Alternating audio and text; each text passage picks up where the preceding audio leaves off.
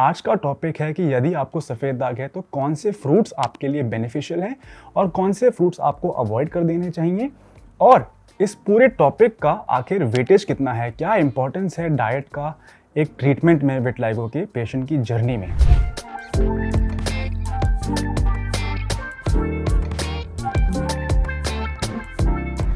Hi guys, my name is doctor सम्यक धवन। आज मैं कायाकल्प ग्लोबल पे एक वीडियो लेके आया हूँ जो हमारे डाइट की जो सीरीज़ चल रही है कायाकल्प ग्लोबल पे, उसी की कंटिन्यूएशन में है। अब तक हम सफ़ेद दाग में क्या खाएं क्या ना खाएं डाइट को लेके हम 12 वीडियोस बना चुके हैं।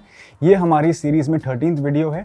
यदि आप और इन डेप्थ एनालिसिस चाहते हैं और इन डेप्थ वीडियोस देखना चाहते हैं इस टॉपिक के ऊपर, तो आप हमारे डाइट वाले प्लेलिस्ट को एक्सेस कर सकते हैं। उसका लिंक मैं डिस्क्रिप्शन बॉक्स में दे दूँगा, जहाँ पर हमने क्या खाना चाहिए, क्या नहीं खाना चाहिए, क्यों नहीं खाना चाहिए, और यदि खाना चाहिए तो कितनी मात्रा में खाना चाहिए, from both Ayurvedic angle and allopathic angle discuss किया है। हमारे पास पॉडकास्ट हैं, फ्रूट्स के ऊपर वीडियो है, नट्स के ऊपर वीडियो है, वेजिटेबल्स के ऊपर वीडियो है, जूसेस के ऊपर वीडियोज़ हैं। तो आई अर्ज यू कि आप इस वीडियो के बाद वो सारी वीडियोज़ भी प्लीज़ चेकआउट कीजिए। चलिए शुरू करते हैं इस वीडियो की। आज का टॉपिक है कि यदि आपको सफ़ेद दाग है तो कौन से फ्रूट्स आपके लिए बेनिफिशियल हैं और कौन से फ्रूट्स आपको अवॉइड कर देने चाहिए, और इस पूरे टॉपिक का आखिर वेटेज कितना है, क्या इंपॉर्टेंस है डाइट का एक ट्रीटमेंट में विटिलिगो के पेशेंट की जर्नी में। चलिए शुरू करते हैं। क्या फ्रूट्स हमें खाने चाहिए? तो जो फ्रूट्स हमें खाने चाहिए, जिनके ऊपर क्लिनिकल स्टडीज़ हुई हैं, ये वो फ्रूट्स हैं जिसमें अधिक मात्रा में एंटीऑक्सीडेंट और एंटी इन्फ्लेमेटरी प्रॉपर्टीज़ हैं। तो फॉर एग्जांपल पोमोग्रेनेट, आंवला, सेब, इनमें होते हैं एंटी इन्फ्लेमेटरी एंटीऑक्सीडेंट प्रॉपर्टीज़। सेब में पाया जाता है थायोल्स, जो सभी के सभी हमारे बॉडी में विटिलिगो प्रोडक्शन का जो पाथवे है, जिसे हम मेडिकल भाषा में कहते हैं ROS pathway, reactive oxidative stress, यानी कि पित्त की उत्पत्ति की वजह से जो ऑक्सीडेटिव स्ट्रेस हो रहा है हमारी बॉडी में, वो जाके हमारे स्किन के अंदर रंग बनाने वाली कोशिकाओं पे हमला करके उनको नष्ट कर दे रही है। तो हमें ऐसा खाना खाना है जो इस पाथवे को रोके, यानी कि इन्फ्लेमेशन को बॉडी में कम करे।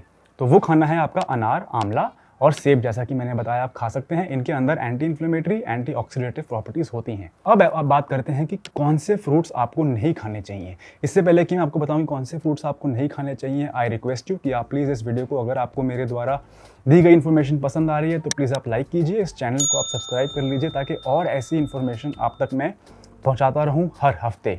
बात करते हैं कौन से फ्रूट्स नहीं खाने चाहिए। ऐसे फ्रूट्स जिसके अंदर की पॉलीफिनॉल्स ज़्यादा होते हैं, यानी कि टैनिन्स ज़्यादा होते हैं, उन्हें हमें अवॉइड करना है। इसमें आपका आ जाता है मैंगो, आपकी जितनी भी बेरीज होती हैं, रास्पबेरी, ब्लैकबेरी, क्रैनबेरी, इनको हमें अवॉइड करना है। ये सारे फ्रूट्स हमें कम मात्रा में खाने हैं।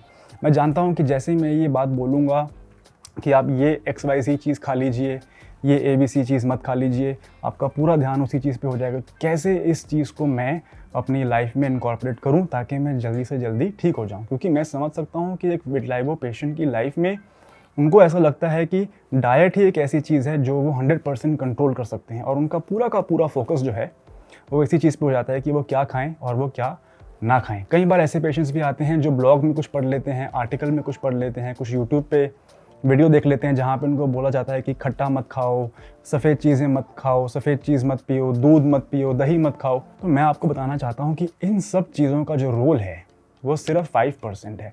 Diet only plays a 5% role in the treatment of vitiligo. इस चीज़ को प्रूव करने के लिए हमने कायाकल्प ग्लोबल पे इनफैक्ट एक क्लिनिकल स्टडी भी किया, जहाँ पे हमने 2 ग्रुप ऑफ पेशेंट्स बनाए। ग्रुप ए में हमने उनको फुल डाइट प्रिकॉशंस बताई कि आप खट्टा भी मत खाओ, आप चिकन भी मत खाओ, आप दूध के साथ खट्टी चीज़ों का सेवन मत करो। जो भी आपने मिथ्स सुनी हुई हैं कि चिकन और दूध को मिक्स नहीं करना चाहिए, फिश और दूध को मिक्स नहीं करना चाहिए, ये सारा हमने एक ग्रुप में किया।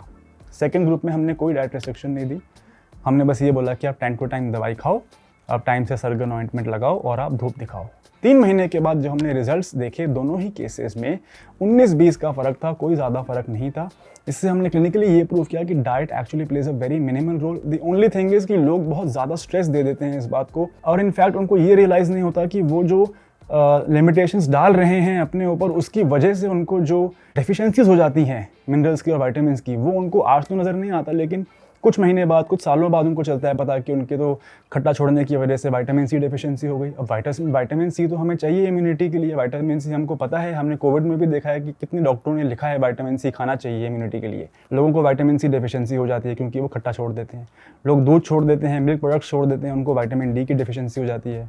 मेनोपॉजल एज ग्रुप में आप विटामिन डी छोड़ रहे हैं, आपकी बोन डेंसिटी कम हो जाती है, आपको फ्रैक्चर होने के चांसेस होते हैं। तो बहुत सारी ऐसी चीज़ें होती हैं। आयरन अगर हमारी बॉडी में पूरा नहीं है तो हीमोग्लोबिन नहीं बनता है, जिसकी वजह से विटिलिगो मेलानोजेनेसिस जो है, विटिलिगो रंग बनाने की जो प्रक्रिया है वो हैम्पर हो जाती है। तो बहुत सारी ऐसी चीज़ें होती हैं जो पेशेंट को, because patient is only thinking one thing कि मैं जल्दी से जल्दी मेरा रंग बन जाए, मैं जल्दी से जल्दी ठीक हो जाऊँ।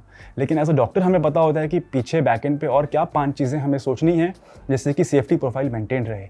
तो ये तो थी आज की वीडियो जहाँ पे मैंने डिस्कस किया कि क्या खा सकते हैं, क्या नहीं खा सकते हैं। मोस्ट इंपॉर्टेंटली इस पूरी डिस्कशन का, इस पूरे डिबेट का आखिर वेटेज कितना है। मैं फिर से अपने व्यूअर्स को अर्ज करता हूं कि आप डाइट पे इतना स्ट्रेस ना दें। आप इस बात पे स्ट्रेस करें कि आप किस डॉक्टर के साथ जुड़ रहे हैं, आप ट्रीटमेंट टाइम से ले रहे हैं कि नहीं, और आप सन एक्सपोजर लगा पा रहे हैं सरगन ऑइंटमेंट लगाने के बाद कि नहीं।